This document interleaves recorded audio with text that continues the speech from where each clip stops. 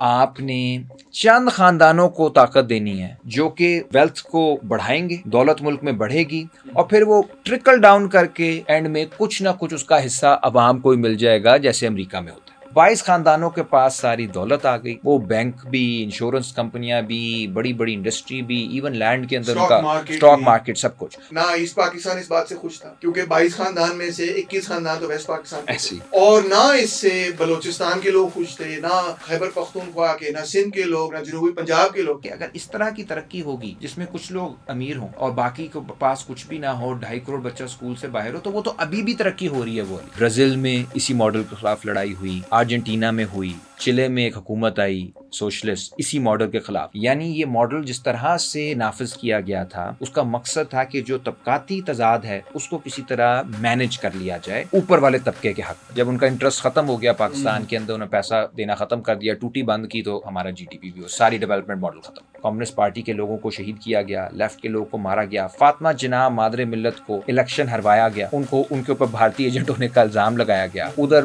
باچا خان کو مارا گیا، ادھر جی ایم سید کو سندھ میں مارا گیا، اور حالات یہ ہو گئے کہ فیبرری مارچ 1969 تک پاکستان میں جو سب سے کامیاب علیحدگی پسندی کی تحریک کوئی چلا رہا ہے تو وہ ہماری اشرافیہ۔ کروڑ ارب پتی بھی جو ہوتے ہیں مالکان، وہ ورکروں کو عمرے پہ بھیجنے کے لیے تیار ہوتے ہیں، منیمم ویج بڑھانے پہ تیار نہیں ہوتے۔ یہ ایک لڑائی لڑنی پڑتی ہے۔ اب 17.4 ارب ڈالر سالانہ مل رہے ہیں، وہ کون دے رہا ہے؟ وہ ریاست دے رہی ہے۔ کیسے دے رہی ہے؟ قرضے لے کے دے رہی ہے۔ قرضے واپس کون کر رہا ہے؟ عوام کر رہے ہیں، مہنگائی۔ صحیح بات ہے، تو عوام اشرافیہ کو سبسڈی دے رہی ہے۔ This is socialism for the rich, welfare state for the rich. اس کی سب سے بڑی مثال تو آئی پی پیز ہے جناب۔ آئی پی پیز ہیں، ٹریلینز آف روپیہ ان کو، آپ 2 کب سے ٹریلین۔ اس کے اوپر میں تو چیخ کے میں لال ہوتا تھا، نیلا ہو گیا ہوں یا پیلا ہو گیا ہوں۔ سو سوال یہ ہے، اسٹیٹ انٹروین کر رہا ہے اشرافیہ کے لیے یا اسٹیٹ انٹروین کر رہا ہے عام لوگ کے لیے؟ یہ سوال ہے۔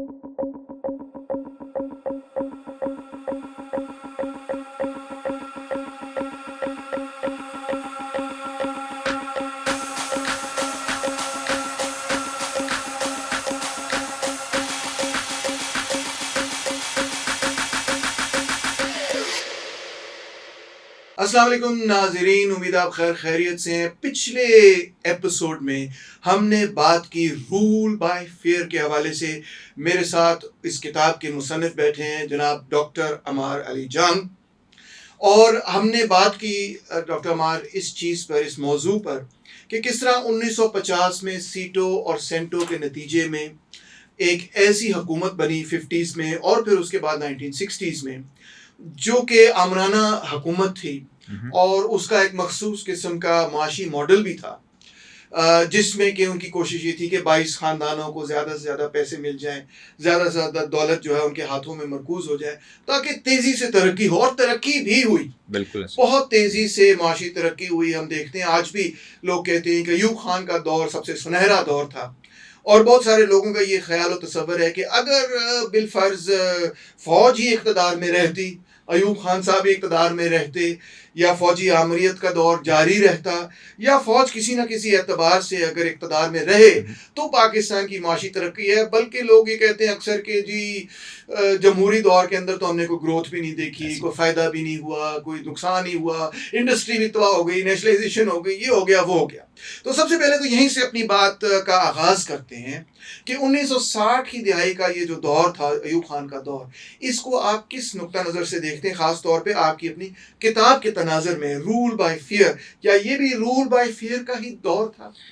آپ نے بہت اچھی فریمنگ کی ہے سارے مسئلے کی، کیونکہ دیکھیں ہم جب اس کو عالمی تناظر میں دیکھتے ہیں 1950s میں، تو یاد رکھیے کہ جو سب سے بڑا سوال ہے امریکہ کے لیے کولڈ وار میں، وہ یہ ہے کہ آپ نے اینٹی کمیونزم کو پروموٹ کرنا ہے۔ اب وہ تو اس کا طریقہ کیا تھا، ہم نے لاسٹ ٹائم بھی ڈسکس کیا تھا کہ آپ نے کہیں پہ بادشاہت کو سپورٹ کرنا ہے، کہیں پہ آپ نے جنرلز کو سپورٹ کرنا ہے، اور کہیں پہ آپ نے کچھ ایسے سیاسی قائدین کو سپورٹ کرنا ہے جو کہ امریکہ نواز ہے۔ ایک اس میں بہت بڑا پرابلم بار بار آ رہا تھا، وہ یہ تھا کہ جو سماجی انصاف کی بات تھی، معاشی انصاف کی بات تھی، وہ ایک بہت بڑی ڈیمانڈ تھی۔ ظاہر ہے دنیا ایک ڈی کالونائز کر رہی تھی، نئے ملک آزاد ہو رہے تھے، اور ان کی خواہش تھی کہ وہاں پہ ترقی ہو، لوگوں کو حقوق ملیں۔ ابھی انہوں نے کولونائزیشن کا پورا ایک تجربہ اس سے نکلے تھے وہ، تو تھا کہ یہ ترقی بھی ہونی چاہیے، انصاف بھی ملنا چاہیے، اور اس کے لیے یہ بات بہت کی جا رہی تھی کہ وسائل کی تقسیم ہونی چاہیے عالمی لیول پہ بھی، یعنی ایسا نہیں ہے کہ صرف چند ممالک ہو جن کے پاس سارے وسائل ہو، اور نیشنل لیول پہ بھی، قومی لیول پہ بھی وسائل کی تقسیم ہونی چاہیے. اور یہ مزدوروں کسانوں کی جو بات ہے یہ بہت زیادہ ہونے لگ گئی تھی، اور نیچرل تھا کہ لوگ جا رہے تھے سوشلسٹ تحریکوں کی طرف. تو اس وقت اس زمانے میں جو بڑے بڑے لیڈر ہیں جو کمیونسٹ نہیں بھی تھے، جیسے نہرو ہیں، جیسے سکارنو ہیں انڈونیشیا کے، اور بھی کئی لوگ، جمال ناصر تھے. پھر ہمارے اپنے لاسٹ ٹائم نے مسلم لیگ کی بات کی تھی کہ مسلم لیگ کا منشور بھی جو تھا 46 کے الیکشن کا، وہ کمیونسٹ نے لکھا تھا، دانیہ لطیفی نے. وہ ساری اپنے آپ کو کسی نہ کسی حوالے سے سوشلسٹ کہتے تھے. ایک پلان یہ 50s 60s کے اندر بنا تھا کہ اگر ہم نے تیسری دنیا کے ممالک کو اپنے ساتھ قریب کرنا ہے، جوڑنا ہے، تو پھر ہمیں وہاں پہ ترقی لانی پڑے گی، لیکن ایسی ترقی جس کے اندر کوئی بنیادی سماجی معاشی تبدیلی نہ کی جائے، یعنی ڈھانچہ وہی رہے مگر جی ڈی پی گرو کرے. بالکل. تو آپ نے پھر لینڈ ریفارم کی بات نہیں کرنی، آپ نے ٹریڈ یونین کی بات نہیں کرنی، آپ نے بہت بڑے پیمانے پہ ہر شخص کو ایجوکیٹ کرنے کی یا بڑے پیمانے پہ ہیلتھ کیئر بنانے کی بات نہیں کرنی. وہ تو سب سوشلزم ہے. وہ سوشلزم ہے. اس سے آپ نے بچنا ہے. بچنا کیسے ہے کہ آپ نے ٹیکنالوجی بڑھانی ہے، آپ نے چند خاندانوں کو طاقت دینی ہے جو کہ ویلتھ کو بڑھائیں گے، دولت ملک میں بڑھے گی، اور پھر وہ ٹرکل ڈاؤن کر کے اینڈ میں کچھ نہ کچھ اس کا حصہ عوام کو ہی مل جائے گا، جیسے امریکہ میں ہوتا ہے کہ اوپر بلینئر کلاس ہے اور تھوڑا بہت جو ہے چند $100 ہر مہینہ ورکنگ کلاس بھی کما لیتی ہے، تو ایک پیکٹ بن جاتا ہے.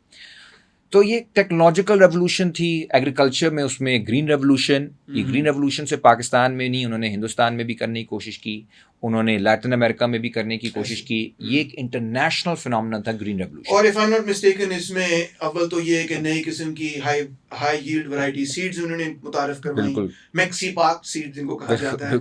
انہوں نے ٹریکٹرائزیشن اور میکنائزیشن متعارف کرائی کہ ٹیوب ویلز لگائیں گے، ٹریکٹرز استعمال کریں گے. انہوں نے اس کے ساتھ ساتھ یہ کہا کہ نیا قسم کا فرٹیلائزر استعمال کریں گے بڑی تعداد میں، اور اس کے ساتھ ساتھ پیسٹیسائڈز بھی استعمال کریں گے.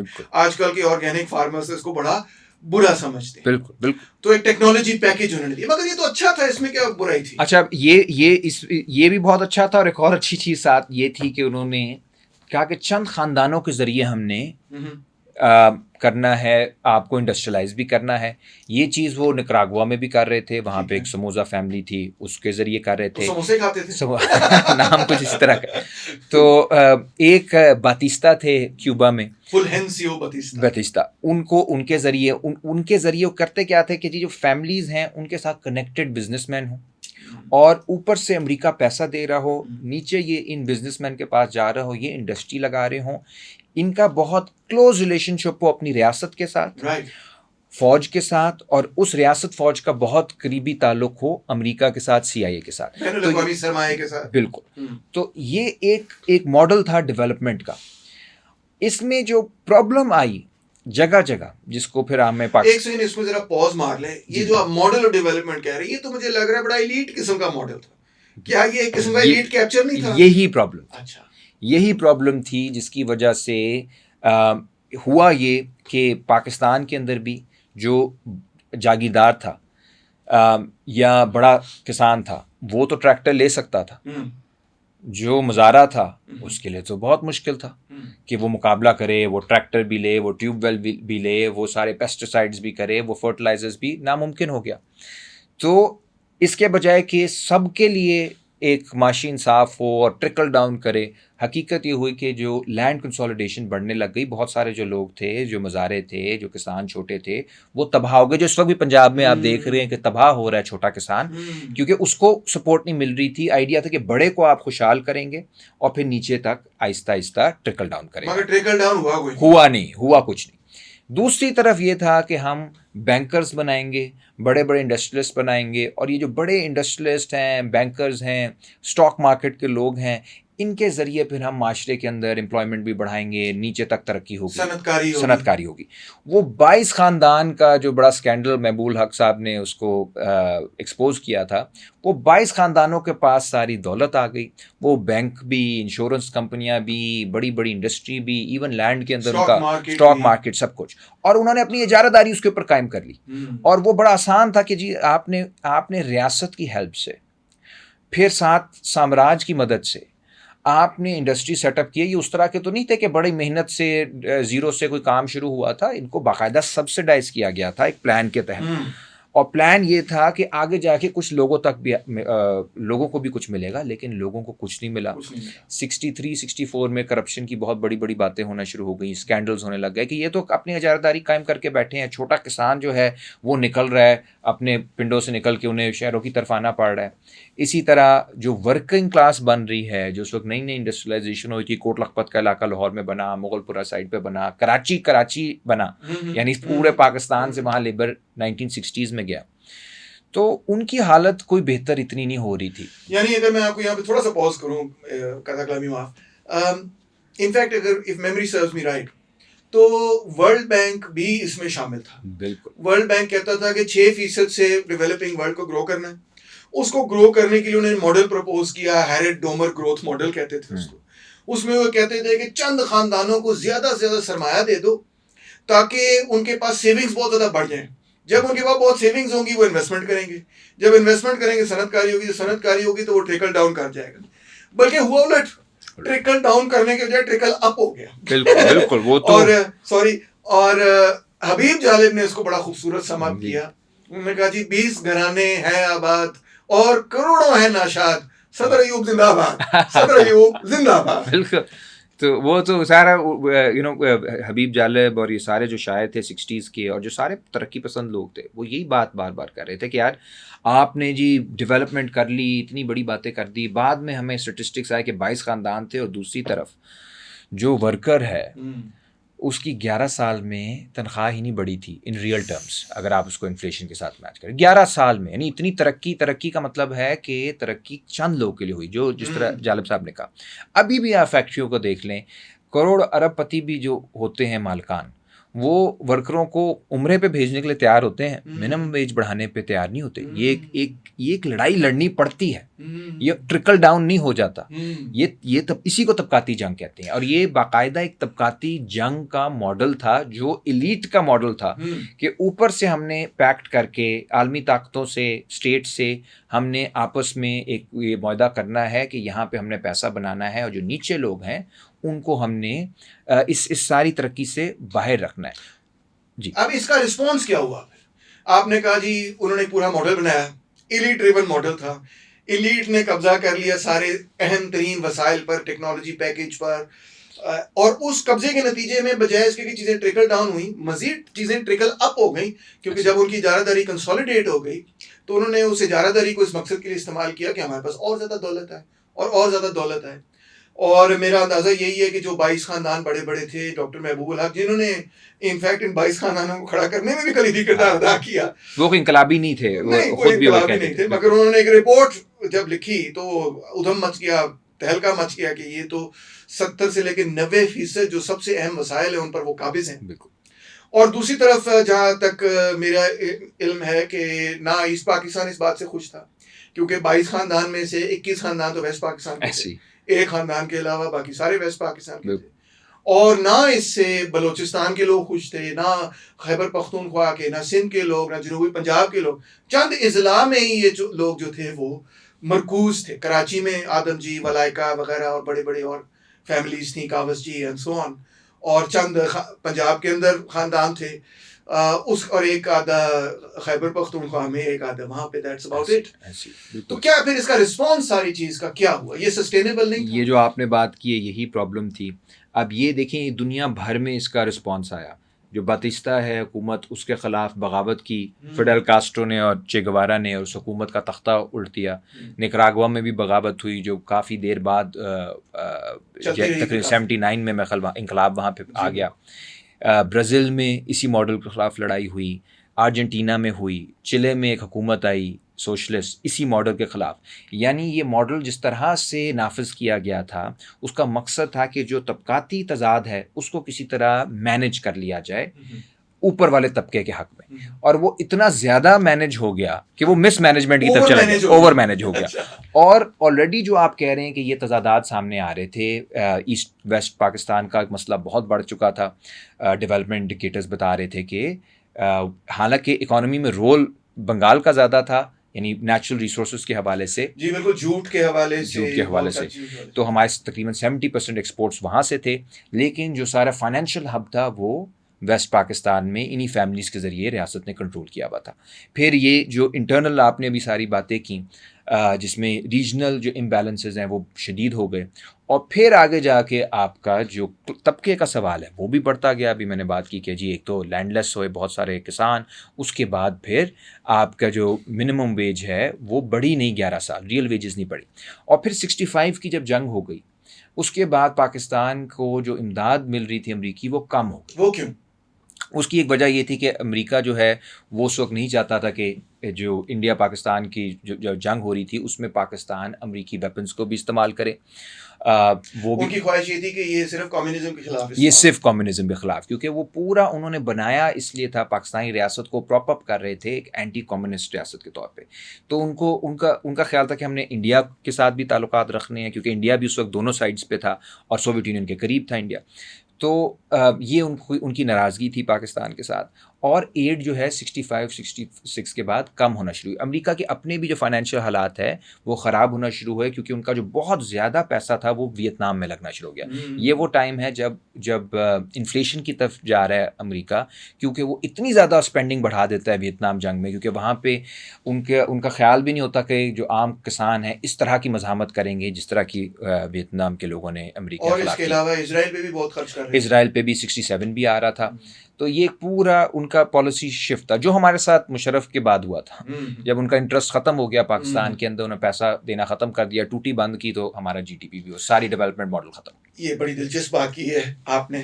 اس کا مطلب یہ ہے, ہم لوگ اکثر یہ سمجھتے ہیں جناب کہ جب ذوالفقار علی بھٹو نے آگے نیشنلائزیشن کی اس کی وجہ سے سڑک تباہ ہوئی, مگر آپ یہ کہہ رہے ہیں کہ امریکہ نے 65 وار کے بعد جب ٹوٹی بند کر دی تھی اسی وقت سے ڈکلائن شروع ہو گئی تھی. ڈکلائن شروع ہو گیا تھا, لوگوں میں غصہ آ گیا تھا, اور پھر جب تحریک بنتی ہے 68 ساری دنیا میں ایک تحریک ہے. بہت مشہور جو واقعہ ہے وہ پیرس کا ہے, جہاں پہ طلباء اور مزدور نکل آئے, 1 کروڑ لوگ ہڑتال پہ گئے, 1 کروڑ لوگ. لیکن اس کا اثر جو ہے ساری دنیا میں ہوا, میکسیکو میں بھی ہوا, بولیویا میں بھی ہوا, عرب دنیا میں بھی ہوا, اور پاکستان میں بھی ہوا. اور پاکستان میں یہاں ایک بہت بڑی طلباء تحریک بنی. پہلے کب بنی؟ یہ بنی نومبر 68 میں. اور اس پہ آپ نے بڑا تفصیلی آرٹیکل بھی لکھا ہے. میں نے لکھا ہے, بالکل لکھا ہے, اور اس میں NSF کے اسٹوڈنٹس ان کا بہت کلیدی کردار تھا. ڈاؤ میڈیکل کالج کے, گارڈن کالج کے, پنڈی کے. یہ کیا واقعہ تھا جس کی وجہ سے ایک دم سے آگ لگی؟ یہ ایک اس کا جو آخری جو تھا واقعہ وہ جس سے شروع ہوا تھا وہ یہ تھا کہ کوئی اسٹوڈنٹس آ رہے تھے اور ان کو چیک پوسٹ پہ روکا گیا پولیس کی طرف سے, اور ان کے ساتھ بدتمیزی کی گئی. تو روز کا معاملہ ہے, روز کا معاملہ ہے. اب وہ جب حالات ایسے بن جاتے ہیں نا, جب پس منظر ایسا ہو جس کے اندر ایک انقلابی لہر بن رہی ہو جو کہ اس وقت پوشیدہ ہو, لوگوں کو نظر نہیں آ رہی, پاور میں جو لوگ ہیں وہ تو ویسے ہی اندھے ہوتے ہیں اس طرح کی چیز کو, تو ان کو تو لگ رہا تھا سکون ہے. لیکن یہ ساری چیزیں ہو رہی تھی, اکنامک ڈاؤن ٹرن تھا, لوگوں کو نظر آ رہا تھا, 22 خاندانوں والی بات ہو چکی تھی. نوجوان جو ہیں وہ جو پڑھے تھے 50-60s میں, ان کو نظر آ رہا تھا کہ کوئی خاص مستقبل نہیں ہے, کیونکہ اکانومی اب نیچے جا رہی ہے. جو ہمیں ڈیکیڈ آف ڈیولپمنٹ بتائی گئی وہ ہمارے لیے ڈیولپمنٹ نہیں تھی, وہ چند خاندانوں کے لیے ڈیولپمنٹ تھی.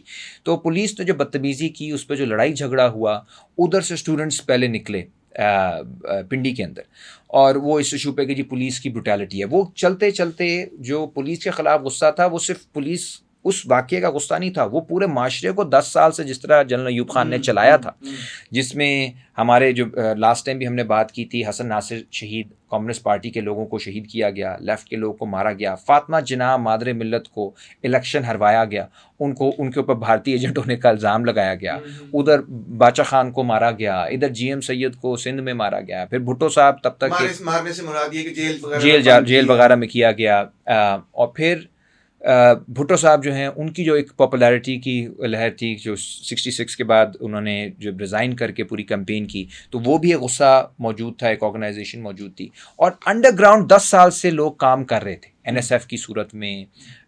مختلف ٹریڈ یونینز تھیں, مختلف کسان کمیٹیاں تھیں جو بن رہی تھیں, اور وہ لاوا پکا ہوا تھا. وہ جیسے ہی ایک مسئلہ بنا اور لوگوں کو نظر آیا کہ یار یہ اب صرف یہ واقعہ نہیں ہے, یہ واقعہ ایک علامت ہے ایک اس پورے سسٹم کی جس نے پچھلے 10 سالوں سے ہمیں جکڑا ہوا ہے, بلکہ 21 سالوں سے, کیونکہ 47 سے یہی معاملات چل رہے تھے. تو وہ غصہ نکلا لوگوں کا, جس طرح ابھی بنگلہ دیش میں نکلا ہے, اور اس میں جو کلیدی کردار ادا کیا وہ NSF کے اسٹوڈنٹس نے کیا. وہ اسٹوڈنٹ تحریک آگے تھی, اس میں ان کو جوائن کیا مزدوروں نے, ان کو جوائن کیا کسانوں نے.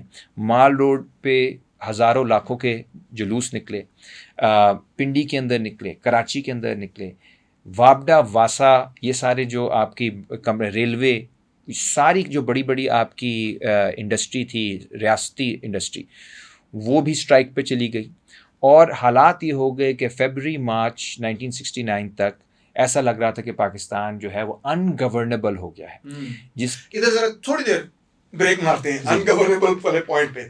اس سے میں 2 نتائج اخذ کرنا چاہتا ہوں, آپ بتائیے کہ آپ کو درست لگتی ہے بات کہ نہیں. پہلی تو دلچسپ بات یہ ہے کہ جب بھی صحافی برادران ایسے واقعات پر لکھتے ہیں تو وہ ہمیشہ جو ٹریگر ہے جس کے نتیجے میں تحریک چلی ہے اس پر روشنی ڈالنے کی کوشش کرتے ہیں, کیونکہ ان کی نظر خبروں پر ہوتی ہے. مثال کے طور پہ جی شیخ حسینہ اگر باہر نکلیں تو وہ اس وجہ سے نکلیں کیونکہ وہ کوٹاز پہ لڑائی ہوئی, جھگڑا ہوا, یا جب 68 کے اندر ایوب خان کے خلاف تحریک ہوئی تو گارڈن کالج کے اسٹوڈنٹس کا کوئی معاملہ ہوا.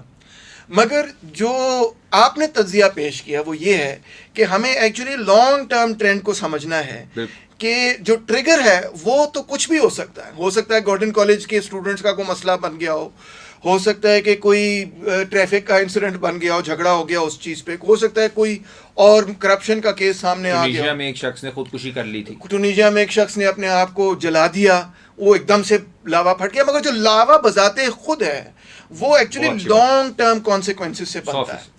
اور جو پولیٹیکل تھیوری کا کام ہے اور پولیٹیکل انالیسس کا کام ہے, جو کہ نیوز کے کام سے علیحدہ ہے, وہ یہی ہے کہ ہم نے دیکھنا ہے کہ لانگ ٹرم ریزنز کیا ہیں کسی موومنٹ کے پیچھے, وجوہات جو لانگ ٹرم ریزنز وجوہات ہیں وہ کیا ہیں. تو ایک تو میں یہ نتیجہ نکالوں گا. دوسری بات جو آپ کی گفتگو سے نتیجہ میں اخذ کرنا چاہوں گا وہ یہ ہے کہ ہمارا یہ تصور ہے بہت سارے لوگوں کا کہ جی اگر ایوب خان صاحب کا دور جاری رہتا تو پاکستان ساؤتھ کوریا بن جاتا. یہ عام فکرہ ہے, عام فکرہ ہے. مگر آپ کا تجزیہ ہمیں بلکہ یہ بتا رہا ہے کہ یہ ممکن ہی نہیں تھا کہ وہ جاری رہتا. یہ ایسے ہی ہے کہ جیسے کہ آپ یہ کہیں کہ ایک سلنڈر کو لے کے میں اس کو آگ لگاتا رہوں, اس کو گرم کرتا رہوں, پھر میں کہوں یہ پھٹ کیوں گیا. اس نے پھٹنا ہی ہے, کیونکہ آپ اس کے ساتھ جو ایکسپیریمنٹیں کر رہے ہیں وہ سوسائٹی نے ان کو برداشت نہیں کرنا. خاص طور پہ ایک ایسی سوسائٹی جہاں پہ بہت ڈائیورسٹی ہے, ایتھنک ڈائیورسٹی ہے, جہاں پہ کلاس کلیویج, طبقاتی اختلافات بڑھتے چلے جا رہے ہیں, جہاں پہ ایک حصہ ملک کا 1000 میل ملک کے اس طرف ہے, انڈیا کی دوسری طرف ہے, اور دوسرا حصہ ملک کا دوسری طرف ہے. وہاں پہ آپ اتنی بڑے لیول پہ, اتنے بڑے پیمانے پر انیکوالٹی پیدا کری جا رہے ہیں, اور پھر مڑ کر پوچھتے ہیں پتہ نہیں ملک کیوں ٹوٹ گیا. ایسی بالکل 100%. آپ ان دونوں باتوں سے اتفاق کرتے ہیں. یہ ساؤتھ کوریا والی بات تو بالکل ہی بیوقوفانہ بات ہے, ہمیں اس پہ بلکہ بات کرنی چاہیے. وہ انٹرنیشنلی بالکل الگ سچویشن ہے. وہاں پہ امریکی آکوپیشن تھی, ان کی مجبوری تھی, وہ فرنٹ لائن تھا نارتھ کوریا کے خلاف, اور اس کے اوپر جتنے انہوں نے ریسورسز لگائے اس کا مقابلہ وہ صرف کوریا میں لگائے, جاپان میں لگائے, تائیوان میں لگائے, جرمنی میں لگائے. چاروں جگہ جو تھیں, تائیوان, جاپان, چائنا کے خلاف وہ کر رہے تھے. کوریا جو ہے وہ نارتھ کوریا کے خلاف, اور ویسٹ جرمنی ظاہر ہے ایسٹ جرمنی کے خلاف. اچھا, اس میں ایک آپ کو دلچسپ بات بتاؤں, قطع کلام یہ کہ اگین معاف, میں ساؤتھ کوریا گیا, سیول, اور وہاں پہ میں نے دیکھا کہ ایکچولی وہاں پہ بڑی بروٹل قسم کی ملٹری ڈکٹیٹرشپ تھی, اور انہوں نے بڑے میس مرڈرز کیے وہاں پہ. اور کورینز اس پیریڈ کو کہتے ہیں ہاں ہماری معاشی ترقی ہوئی مگر ہمارے سارے حقوق چھین لیے اس پیریڈ کے اندر. یہ بھی لوگ نہیں اکثر جانتے. اور وہ ترقی جو ہے وہ ایسے نہیں ہے کہ کوئی اور تیسری دنیا کا ملک کر سکتا ہے جی ساؤتھ کوریا سے آپ سیکھیں. یہ ایک یعنی پوری پلاننگ کے ساتھ جب ایک فیصلہ ہوا ہے کہ ہمارے جو سرپلس ہے، ہمارے پاس جو پیسہ ہے امریکہ کے پاس اس وقت 50% جو انڈسٹری تھی دنیا کی، وہ انڈسٹریل پروڈکشن وہ امریکہ میں تھی، اور وہ کریڈیٹرز تھے پوری دنیا کے. وہ فیصلہ کرتے ہیں کہ ہم نے ویسٹ جرمنی کو کھڑا کرنا ہے، ہم نے ادھر ساؤتھ کوریا کو کرنا ہے، ہم نے تائیوان جاپان کو. تو وہ ایک الگ طرح کا تھا. ہمارا جو معاملہ تھا وہ لاطینی امریکہ کی طرح تھا کہ تھوڑا سا انہیں پیسہ دیتے رہو، ملٹری کو خوش رکھو، ایلیٹس کو خوش رکھو، وہ امریکہ نواز رہیں، ماں دھاڑ بھی کرواؤ. لیکن یہ ماڈل نہیں تھا کہ ہم نے ان کو بہت کوئی ترقی یافتہ ملک بنانا ہے کسی ایک خاص ملک کے خلاف. تو یہ ایک ڈفرینٹ ماڈل تھا. اور لاطینی امریکہ میں بھی آپ دیکھیں کہ وہ سارے ماڈلز کلیپس کیے. وہاں پہ بھی کوئی کوریا نہیں بنا، وہاں پہ بھی ہر جگہ طبقاتی جو سوال ہے بڑی شدت سے واپس آیا. تو پاکستان میں بھی وہ آیا، اور پاکستان میں کیونکہ یہاں پہ قومی سوال بھی تھا، تو ایکچولی جو بنیاد تھی پاکستان کو توڑنے کی، جو واقعات بعد میں تو جس طرح ٹریگر کی آپ نے بات کی، وہ تو 70 کے الیکشن کے بعد جو سارے معاملات ہوئے اس میں ہوا. لیکن جو سارا لاوا تھا، وہ جو اس کی بنیاد تھی، اس کو پکانے میں جو رول تھا وہ ایوب خان کی حکومت کا تھا. اور اس میں جس قسم کی انیکوالٹی ہوئی تھی، کوئی کیوں برداشت کرے گا کہ یار ہمارے وسائل سے کوئی اور ترقی کر رہا ہے، اور جب ہم آواز اٹھاتے ہیں ہمیں غدار کہتے ہیں، ہمیں جیلوں میں بند کرتے ہیں، ہمیں ٹارچر کرتے ہیں. شیخ مجیب فاطمہ جناح کی کیمپین چلانے والے میں سے تھے. ٹھیک ہے، تو اب فاطمہ جناح پہ آپ الزام لگائیں گے کہ وہ غدار کے ساتھ تھی، جو لگایا گیا اسے لگایا گیا. تو یہ نا انہیں سمجھنا پڑے گا کہ جو ترقی کا جو کانسیپٹ ہے ہمیں اس کے اوپر بحث کرنی پڑے گی کہ اگر اس طرح کی ترقی ہوگی جس میں کچھ لوگ امیر ہوں اور باقی کے پاس کچھ بھی نہ ہو، 2.5 کروڑ بچہ اسکول سے باہر ہو، تو وہ تو ابھی بھی ترقی ہو رہی ہے. وہ ایسا نہیں ہے کہ ختم ہو گئی. ہاؤسنگ سوسائٹیاں اور اسی کی وجہ سے مسائل بھی، اسی کی وجہ سے مسائل. Very interesting. اچھا جی، جو 60s میں ترقی ہوئی، پھر اس کے نتیجے میں آپ کا یہ کہنا ہے کہ 69 تک آ کے، 1970 تک آ کے بیسکلی ملک ان گورنیبل ہو گیا، کرائسس آف گورنیبلٹی ہو گئی. اس پہ کچھ روشنی ڈالیے کہ یہ جو مخصوص دور تھا جب ایوب خان کے خلاف لہر اٹھی، پھر یحییٰ خان آئے وغیرہ، پھر 70 کا الیکشن وغیرہ ہوا، آپ کہتے ہیں کہ اس پیریڈ کے اندر ایک اکنامک کرائسس کا پورا میدان گرم ہو گیا. کچھ اس پہ روشنی ڈالیے. بالکل. اور اس کا جو بڑا عنصر تھا اس کرائسس کا، وہ یہ تھا کہ اتنا شدید تھا بحران کہ جو ملٹری جس کے اندر، کیونکہ برٹش ملٹری سے آئی ہے اس کی روایت ہے، اور لائلٹی اس میں بڑی امپورٹنٹ ہوتی ہے، نیچرلی ملٹری کے اندر غصہ آ گیا تھا ایوب خان کے خلاف. اور جنرلز نے جن کو لیڈ کر رہے تھے یحییٰ خان، انہوں نے یہ فیصلہ کیا تھا کہ ایوب خان کو اقتدار سے نکالنا ہے. اور انہوں نے ہی، یعنی اب لوگ ایسے بھی کہتے ہیں گن پوائنٹ پہ کیا، لیکن وہ ایک، اگر آپ ایز اے میٹافور لو تو مجبور کیا کہ ایوب خان کا بالکل بھی موڈ نہیں تھا چھوڑنے کا پاور. اور ان کا یہ بھی پلان تھا کہ اپنے بچے کو لے آئیں گے، یعنی ایک طرح سے ایک مونارکی ٹائپ بن جائے گی، ماڈرن سسٹم آف مونارکی، جیسے ایران میں تھا. تو وہ بھی نہیں کر سکے، اور یحییٰ نے نکالا. اور پھر یحییٰ کا پلان تھا کہ بہت عرصہ ہم نے رہنا ہے. اور 70 کے الیکشن جس طرح انہوں نے کروائے لیگل فریم ورک آرڈر کے اندر، ان کا خیال تھا کسی کو میجورٹی نہیں ملے گی.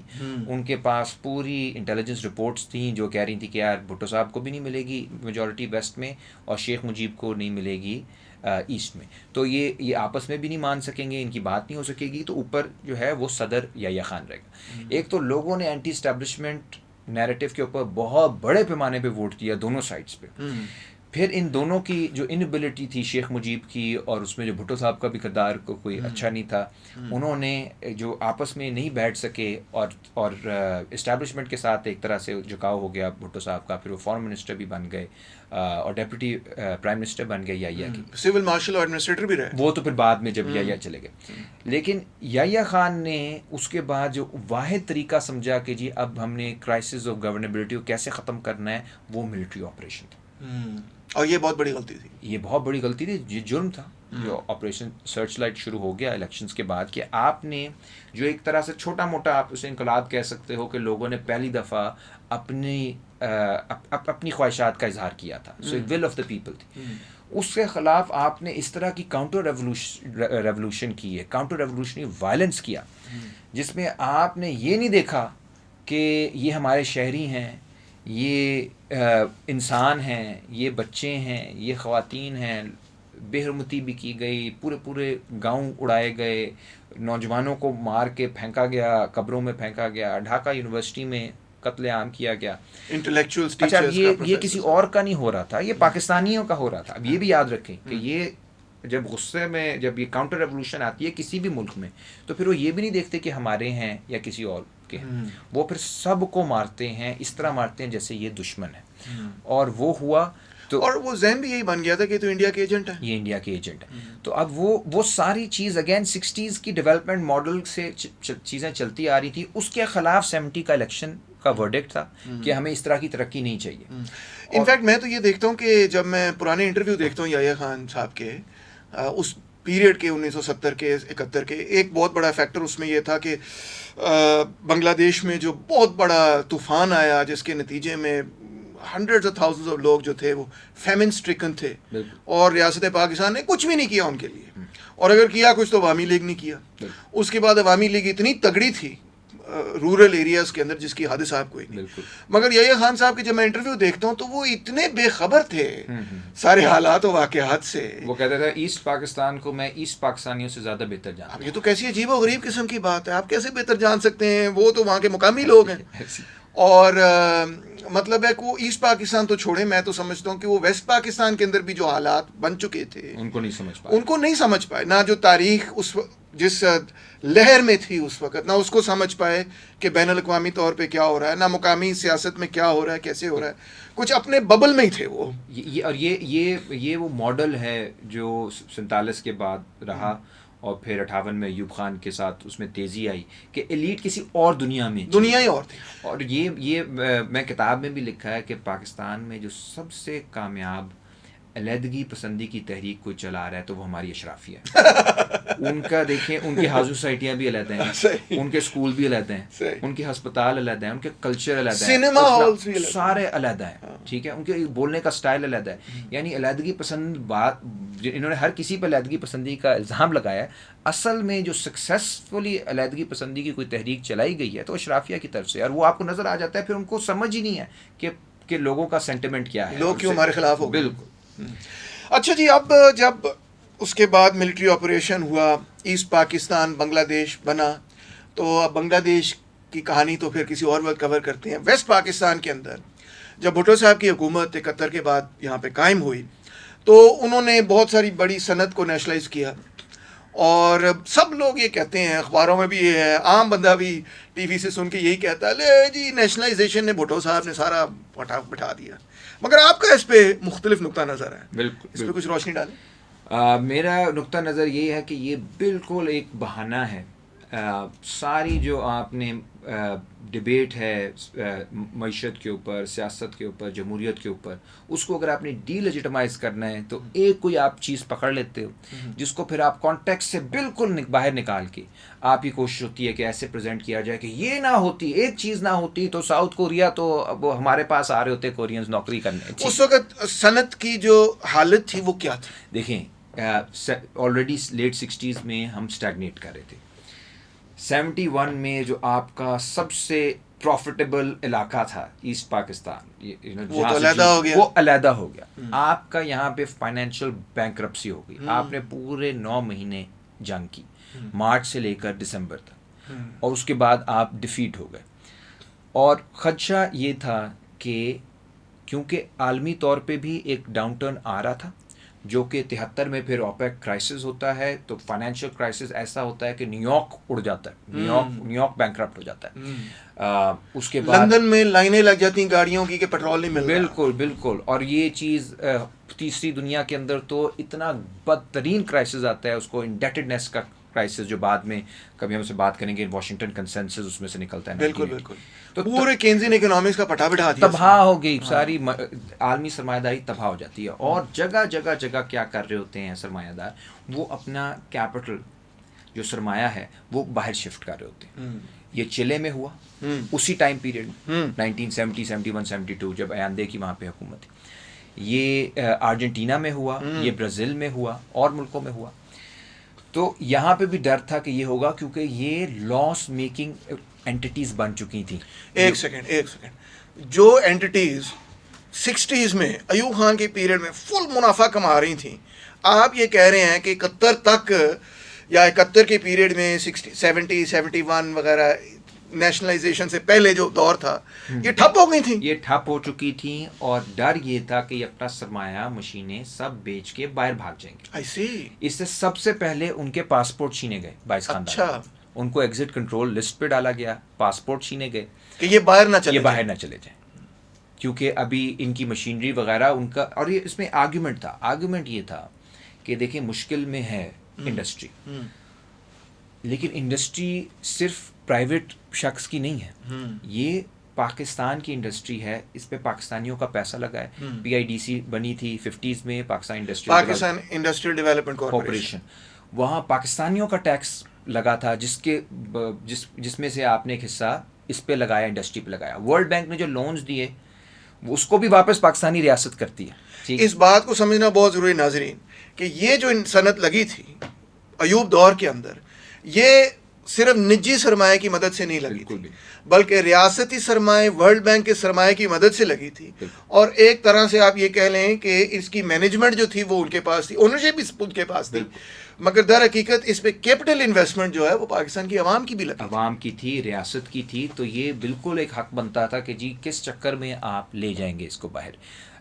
اور اس سارے سچویشن میں جس میں ٹوٹل اکانومی کلیپس کر چکی ہے, مارکیٹس کلیپس کر چکی ہیں, ملک بینکرپٹ ہو چکا ہے, انڈسٹری بینکرپٹ ہو چکی ہے, ٹوٹ گیا, اس وقت آپ نے نیشنلائز کر کے آپ نے تو بیل آؤٹ کیا تھا انڈسٹریز کو, ٹھیک ہے نا. یہ انڈسٹریز تو آپ نے بچانے کے لیے کیا تھا, کیونکہ اس وقت یہ کہتے ہیں انویسٹمنٹ اس کے بعد ختم ہو گئی 72 میں 73 میں, جہاں دنیا میں انویسٹمنٹ ختم ہو رہی ہے, اور پاکستان جو ابھی ٹوٹا ہے, وہاں پہ کون انویسٹمنٹ کرنے والا تھا اتنی بڑی؟ کوئی ان کے پاس ہے کوئی ایسی؟ آج بھی کون انویسٹمنٹ کر رہا ہے؟ اب تو کچھ 8 سال ہو گئے ہیں اس بات.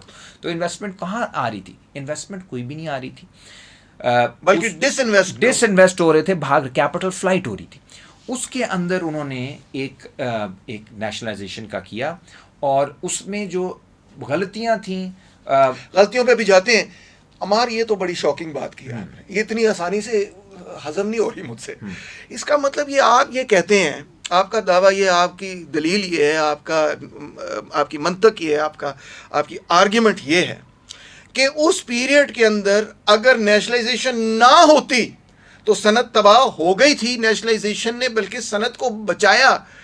یہ تو بالکل جو سارے اکانومسٹ ایک طرف اور ڈاکٹر عمار علی جان دوسری طرف. نہیں, اس پہ اب آج کل دیکھیں لوگ بات کر رہے ہیں, کیسے بنگالی صاحب نے بہت اس پہ لکھا ہے, آپ نے بھی لکھا ہے. نہیں, میں نے ایگزیجریٹ کیا تھوڑا سا. ہاں, تو یہ ایک پوائنٹ آف ویو ہے جس کو دبا دیا گیا. دیکھیں ساری دنیا میں نیگیٹو گروتھ ریٹ ہو رہی تھی, 2% پہ بھی تھی, 1% پہ بھی تھی. 77 میں ہماری غالباً 4% تھی, 4.5% ٹھیک ہے, تک پہنچ گئی تھی. اب اس میں پوری دنیا میں ایک عالمی بحران آیا ہوا ہے. اوپر سے پاکستان کو اس طرح کی ایڈ نہیں مل رہی جو ایوب خان کے زمانے میں مل رہی ہے. صحیح, ٹھیک ہے. پھر ایک یہاں پہ ہمارا جو مین جو حصہ تھا, اکنامک انجن تھا بنگال, وہ بھی ہم سے الگ ہو چکا ہے. پھر بہت بڑے فلڈز بھی آئے, ٹھیک ہے, ہسٹورک فلڈز آئے. اکبر زیدی صاحب نے اس پہ کافی لکھا ہے. اچھا, اس طرح کی ڈیوسٹیشن کے اندر اگر آپ 4.5% پہ گرو کر رہے ہو, وہ اس طرح کی ڈیوسٹیشن تو چھوڑیں جی, آج بھی اگر 4.5 پہ ہم گرو کر جائیں تو لوگ دعائیں دیں گے. بڑی بات, ٹھیک ہے. تو یہ پہلی بات تو یہ یاد رکھنے کے لیے, اس کا مطلب ہے کوئک ٹرن اراؤنڈ کے پیچھے در حقیقت اس پالیسی کا ایک اہم کردار تھا. اگر وہ پالیسیاں نہ ہوتی, اگر وہی ماڈل چلتا رہتا جو ایوب خان والا تھا, یا اس جیسا کوئی نیو لبرل ٹائپ ماڈل آ جاتا, تو اس کا مطلب ہے وہ 10-12 سال بھی اسٹیگفلیشن چل سکتی تھی. بالکل. اور اس سے ادھر نہیں ہوا. دیکھیں ابھی بھی دنیا میں کیا ہوتا ہے, ہم نے اس پہ ایک دفعہ ایک اسٹڈی سرکل بھی کیا تھا.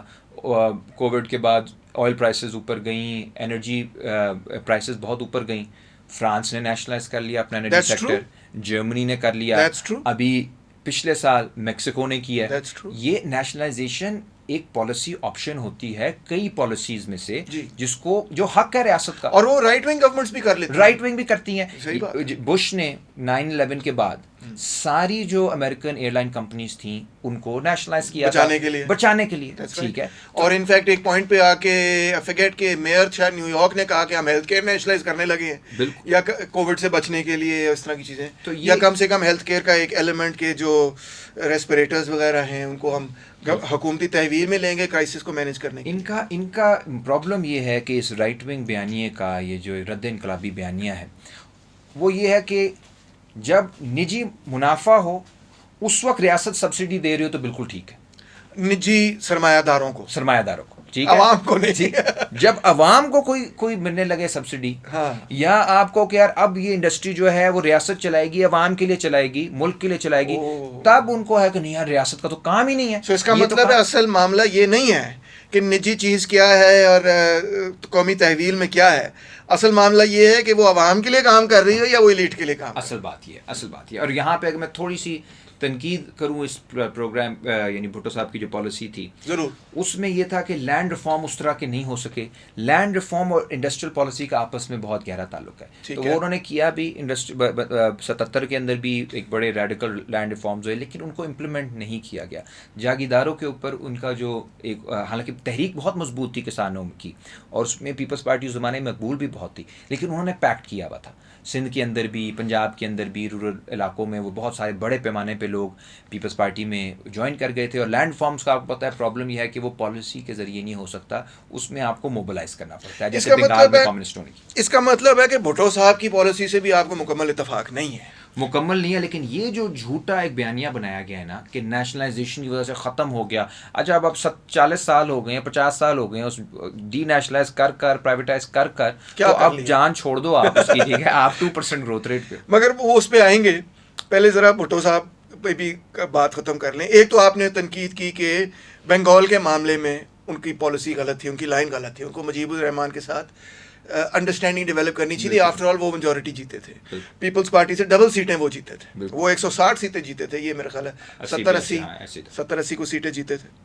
دوسری آپ نے تنقید یہ کی کہ جو نیشنلائزیشن پالیسی تھی اس میں بھی کچھ پرابلمس تھیں, ابھی اس پہ وضاحت اب مزید کیجیے گا. تیسری آپ نے تنقید یہ کی کہ جو لینڈ ریفارم کا معاملہ تھا وہ بھی اس پیمانے پر نہیں تھا جس پیمانے پر لوگوں کو وعدے کیے گئے کہ ہم جاگیرداری نظام ختم کر دیں, یہ کچھ بھی ایسا نہیں معاملہ بنا. اور ابھی بلوچستان کے معاملے پر بھی بھٹو صاحب نے جو نیب جے یو آئی کی گورنمنٹ کو ڈسمس کیا, پھر اس کے بعد خیبر پختونخوا کے اندر بھی گورنمنٹ نے ریزائن کیا, میرا خیال ہے یہ بھی بہت بڑا بلنڈر ہی تھا. مگر نیشنلائزیشن کی طرف دوبارہ آتے ہیں. اب بہت سارے اکانومسٹ یہ کہتے ہیں کہ جی جو 256 لارج اسکیل انڈسٹری لی اور بینکنگ وغیرہ اور اس طرح کی چیزیں اور انشورنس وغیرہ جو نیشنلائز کی وہ ٹھیک تھی, مگر جو رائس پروسیسنگ اور جو شوگر پروسیسنگ اور جننگ وغیرہ کے ذرا چھوٹے پلانٹس تھے وہ نہیں کرنے چاہیے تھے. آپ کی اس پہ کیا رائے؟ میں اس پہ ایگری کرتا ہوں. میرا خیال ریاست کا, سوشلسٹ ریاست کا, اگر ہم اپنے پوائنٹ آف ویو سے بات کریں, اس کا کام ہونا چاہیے کہ جو commanding heights of the economy, جو بڑی انڈسٹری ہے وہ اس کو ریاست مینیج کرے. اس کے اندر اگر پرائیویٹ انویسٹمنٹ آتی بھی ہے, فارن انویسٹمنٹ بھی آتی ہے, اس کو بھی مینیج کرے. بینکنگ کو ہمیشہ ریاست مینیج کرے, ریئل اسٹیٹ کو ریاست مینیج کرے. سب سے پہلا جو رائٹ ہے وہ رائٹ ٹو ہاؤسنگ ہے, تو اس کو مینیج کرے, اس کے بجائے کہ آپ مافیاز کے حوالے ہاؤسنگ سوسائٹیاں بنواؤ. اس سے پہلے آپ شہریوں کو چھت دو, جو ان کا تھا, ان کا نعرہ تھا روٹی کپڑا مکان. تو ابھی چائنا کے اندر فائنانس اسٹیٹ کے پاس ہے, میجورٹی جو کمپنیز ہیں وہ اسٹیٹ رن ہیں, ان کو اوور ٹائم آپ پروفیشنل کر دیتے ہو, بہتر کر دیتے ہو, وہ تو چائنا کر کے دکھا رہا ہے. لیکن یہ ریلوے سارا اسٹیٹ کے پاس, ریلوے بھی ہے, majority of education health care ریاست کے پاس ہوتی ہے, ساری فائنینسنگ ان کے پاس ہے, کمیونیکیشن ان کے پاس ہے. ایسی چھوٹی انڈسٹری کو آپ فورن نیشنلائز تیسری دنیا میں میرے نزدیک نہیں کر سکتے. یعنی یہ جو شوگر, رائس اور اس طرح کی پروسیسنگ, جننگ وغیرہ ہے, یہ اسمال انڈسٹری, مڈل انڈسٹری ہے. ان کو نہیں, کیونکہ آپ کو اسمال بزنسز کو یہاں پہ ایک خاص طریقے سے سپورٹ بھی کرنا پڑتا ہے, کیونکہ یہاں پہ آپ کو کچھ کیپٹل چاہیے. تیسری دنیا کا ایک پرابلم ہے کہ اگر یہاں پہ کیونکہ کیپٹل فلائٹ اتنی ہوئی ہے پچھلے 200 سالوں میں کلونیلزم کی وجہ سے, کہ اگر آپ بالکل مارکیٹ کو ختم کر دو گے, پرائیویٹ مارکیٹ کو, تو اس میں پھر ڈسٹورشنز آنا شروع ہوں گے, کیونکہ ریاست کی بھی وہ کیپیسٹی نہیں ہے کہ پوری اکانومی کو وہ چلا سکے. تو ریاست کو حاوی ہونا چاہیے ہے پلاننگ پہ, اور ریاست حاوی پرائیویٹ دور میں بھی ہوتی ہے. یعنی ایوب خان کے ٹائم پہ بھی ریاست ہی چلا رہی تھی, ریاست ہی چلا ریاست نے 22 خاندان بنائے, 50s میں بھی ریاست. آج بھی اگر جو اکانومی چل رہی ہے ایلیٹس کے لیے تو 17.4 ارب ڈالر کی سالانہ سبسڈی مل رہی ہے اشرافیہ کو, مرات مل رہی ہے. یہ پاشا صاحب کے سٹیٹسٹکس ہیں. اب 17.4 ارب ڈالر سالانہ مل رہے ہیں. وہ کون دے رہا ہے؟ وہ ریاست دے رہی ہے. کیسے دے رہی ہے؟ وہ قرضے لے کے دے رہی ہے. قرضے واپس کون کر رہا ہے؟ عوام کر رہے ہیں مہنگائی. صحیح بات ہے. تو عوام اشرافیہ کو سبسڈی دے رہی ہے. This is socialism for the rich, welfare state for the rich, right. اس کی سب سے بڑی مثال تو آئی پی پیز ہے جناب. آئی پی پیز ہیں, ٹریلینز آف روپیہ ان کو. آپ تو کب سے اس کے اوپر میں تو چیخ کے میں لال ہوتا تھا, نیلا ہو گیا ہوں یا پیلا ہو گیا ہوں. سو یہ والی جو بات ہے نا کہ اسٹیٹ ورسز نان اسٹیٹ, ذرا آپ نے دکھتی رگ پہ ہاتھ رکھ دیے. 2-3 اور اسی سلسلے میں, ایکسپورٹ پہ سبسڈیز, الیکٹریسٹی پہ بڑی بڑی کمپنیوں کو سبسڈیز. پھر بینکوں نے اسٹیٹ بینک کے کہنے پر ان کو بلینز آف روپے کے لونز دیے, جس کا کبھی کوئی حساب و کتاب ہی نہیں ہوا. ابھی چند سال پہلے کی بات ہے, اتنا بڑا اسکینڈل اس پہ بنا, اس کا کوئی حساب و کتاب نہیں. تو سبسڈیز تو امیروں کو بہت ملتی ہیں پاکستان میں. تو اس میں اب آپ یہ دیکھیں کہ یہ جو انہوں نے ڈیوائڈ کیا ہوا ہے کہ جی اسٹیٹ ورسز فری مارکیٹ, ایسا نہیں ہے. اصل میں رچ ورسز پور ہے, رچ ورسز پور ہے. اسٹیٹ دونوں میں ہے. سوال یہ ہے اسٹیٹ انٹروین کر رہا ہے اشرافیہ کے لیے یا اسٹیٹ انٹروین کر رہا ہے عام لوگ کے لیے. یہ سوال ہے. تو اکانومی کی جب ہم اورینٹیشن دیکھتے ہیں تو اس میں پھر یہ والا سوال ہوتا ہے کہ ہم کس کے لیے انٹروین ریاست کر رہی ہے. اور 70s کے اندر part of the reason why Peoples Party remained popular, اور 77 کا ابھی میرے پچھلے دوروں بھی کسی سے بحث ہو رہی تھی تو کہتے ہیں نہیں جی پی این اے کی اتنی بڑی موومنٹ تھی ختم ہو گئی. ایسا کچھ بھی نہیں تھا. ظاہر ہے جو لوگ ہرٹ تھے وہ خلاف تھے, اور بھٹو صاحب کی جو آپ نے غلطیاں بتائی ہیں بہت شدید تھیں. اس میں یہ بلوچستان والا بھی, وہ جنرل ٹکا خان کو انہوں نے لگا دیا بچر بنگال, اس کو پھر اس کا چڑھائی کرو, بنگال سے کچھ سیکھا ہی نہیں. بالکل. تو بلوچستان پہ کیا وہی چیز آ کے پھر ان کے لیے بعد میں مسئلہ بھی بنی. لیکن اگر الیکشن ہو جاتے 77 میں, جو ہوئے مگر جنرل ضیاء نے جو کرانے تھے 90 دن میں, تو وہ کیوں نہیں کرائے جنرل ضیاء نے؟ اس کو آئیڈیا تھا, اس کو یقین تھا پیپلز پارٹی جی کہ کلین سویپ ہو رہا ہے. دیکھیں نا, ایک کاؤنٹر ریولوشن کے خلاف ایک نفرت تھی. اور ایک میرا اس میں بھٹو صاحب سے مزید جو ایک تنقید ہے وہ یہ ہے کہ 77 کے بعد انہوں نے لوگ کو موبلائز نہیں کیا. الیکشن کے بعد مارچ میں الیکشن ہوئے ہیں, جب لکھنے تھے پی این اے والے, آپ کو بھی اپنے لوگوں کو نکالنا پڑتا ہے. پولیس کے ذریعے اگر آپ لوگ اپنی حکومت قائم رکھنا چاہتے ہو جو انہوں نے کیا, یا ایف ایس ایف کے ذریعے, یا اینڈ میں ملٹری کو لے آئے تھے اپریل کے اینڈ میں, 3 جگہ مارشل لگا 3 شہروں میں, تو وہ پھر آپ انیشیٹو لوز کر دیتے ہو. وینیزویلا کا اس میں جہاں پہ آپ ہو کے آئے ہیں وہ ایک بہت اچھی مثال ہے کہ پچھلے 25 سالوں سے وہاں پہ لیفٹ کی گورنمنٹ ہے, ڈیموکریٹکلی الیکشن جیتتے ہیں, سی آئی اے کو کرانے کی کوشش کرتی ہے, اور جب کو ہونے لگتا ہے آپ دیکھتے ہیں کہ لاکھوں لوگ نکل آتے ہیں. ابھی بھی لاکھوں لوگ نکلے ہیں. تو حکومت کا دفاع کرنے لوگ نکلتے ہیں. بھٹو صاحب اپوزیشن میں لوگوں سے بہت ان کو اچھے لگتے تھے کراؤڈز. گورنمنٹ میں آتے ساتھ ہی انہوں نے 72 میں, اس پہ کامران نذر صاحب نے ایک پیپر لکھا ہے کہ 72 میں لانڈھی میں کراچی میں انہوں نے بہت بڑے کتاب میں بھی ان کا ہے ذکر. تو پورا انہوں نے مزدور تحریک کو وہاں پہ کچلا, پھر این ایس ایف کو توڑا, پی ایس ایف بنائی, اسٹوڈنٹ پالیٹکس کے اندر انٹروین کیا. اسی طرح کرتے کرتے پھر نیب کے ساتھ لڑائی ڈال لی, کسانوں کے سوال پہ پیچھے ہٹ گئے, مزدور کسان پارٹی کے ساتھ بھی ایک ٹینس سا رشتہ رہا. کرتے کرتے یعنی بھٹو صاحب خود ہی لیفٹ کے خلاف ہو گئے. لیفٹ کے انہوں نے اپنی بیس چھوڑ دی, اور جب آپ اپنی بیس چھوڑ دیتے ہو تو پھر آپ بہت ونریبل ہو جاتے ہو. آپ بے شک پاپولر ہو, لیکن جب تک لوگ موبلائز نہیں کرتے آپ کے لیے تب تک آپ لڑ نہیں سکتے, خاص طور پہ بندوق والوں سے. ویسے ان کی ایک جو اف آئی ایم اسیسینیٹڈ میں بھٹو صاحب نے یہ خود بھی لکھا ہے کہ میں نے وہ اسی پوڑی کو دھکا لگا دیا جس سے میں اوپر چڑھا تھا. بالکل. اور میں دو طبقات کے درمیان لڑائی جو ہو رہی تھی اس میں بیچ میں کھڑا ہونے کی کوشش کر رہا تھا, جو کہ ناممکن ہے. بالکل. اور یہ بہت اچھی, مگر یہ آخری وقت میں انہوں نے جا کے اسیسمنٹ بہت اچھی, ہمارے لیے بہت اہم. جب آپ لڑائی میں ہوتے ہو, اگر آپ یہ سوچو کہ یار اگلا جو ہے وہ رحم کرے گا, وہ تبھی کرے گا جب آپ کے پاس پاور ہوگی یا آپ لڑنے کی صلاحیت رکھتے ہو, کیونکہ اس کے بعد طاقت وہ عوامی طاقت.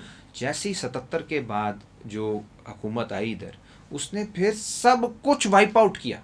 اس نے یہ نہیں کہا کہ اب بھٹو صاحب اتنے پروگریسو نہیں تھے جتنا ہونا چاہیے تھا, تو ہم ہوتے ہیں پروگریسو. ٹھیک ہے, تو یہ بھی ایک لیفٹ والوں کو بھی سوچنے کی ضرورت ہے کہ چیزوں کا جو بیلنس آف فورسز دیکھنا بڑا ضروری ہوتا ہے کہ یہ چیز رائٹ کی طرف جا رہی ہے یا لیفٹ کی طرف جا رہی ہے. ابھی بنگلہ دیش کے اوپر بھی یہ بحث موجود ہے کہ کس طرف یہ انقلاب سو کالڈ کس طرف جا رہا ہے. لیکن یہ ہوا ادھر جنرل ضیاء کی حکومت نے, تو وہ جو ساری علامتیں بھی تھیں انقلاب کی, اسٹوڈنٹ یونین پہ پابندی لگا دی 84 میں, جو ایک سب سے وائبرنٹ نرسری تھی پولیٹیکل لیڈرشپ کے لیے. ٹریڈ یونینسٹ کو پھانسیاں لگائیں. اسٹوڈنٹ لیڈر نذیر عباسی کو, جو کامرس پارٹی کے لیڈر تھے, ڈی ایس ایف کے لیڈر تھے, ان کو ٹارچر کر کے شہید کیا. کوئی کوڑے مارے, جیلوں میں ڈال دیا, صحافیوں جلا وطنی ہو گئی. اور وہاں سے صحافت کے اندر بھی کرپشن آئی کہ جو سارے صحافی تھے جو سٹینڈ لے رہے تھے ان کے ساتھ مار پیٹ کی, اور تقریباً کوئی 84,000 پولیٹیکل پرزنرز تھے پورے ان 11 سال میں. اور اس آمریت کی حمایت کون کر رہا تھا؟ دنیا میں جمہوریت کا چیمپئن امریکہ. اس ہی بات سے ہم آج کا ایپیسوڈ ختم کریں گے. Thank you so much doctor Ammar Ali Jan, بڑی پر مغز قسم کی گفتگو رہی آج, اور ہم نے دیکھا 1960s اور 70s کا پورا پیریڈ کور کیا. اگلے ایپیسوڈ کے اندر ہم آپ کو 80s کا پیریڈ بھی اس کے حوالے سے بھی, اور جو ضیاء الحق کی اسلامائزیشن تھی وہ کیا تھی, کیوں تھی, اس کے پیچھے طبقاتی عزائم کیا تھے, سیاسی عزائم کیا تھے, کیا سوچ تھی, اور اس کے نتائج کیا نکلے پاکستان کے لیے, اس پر ضرور گفتگو کریں گے. Till the next time, this is the Red Room with Dr. Amali Ali Jan and Taimur Rahman.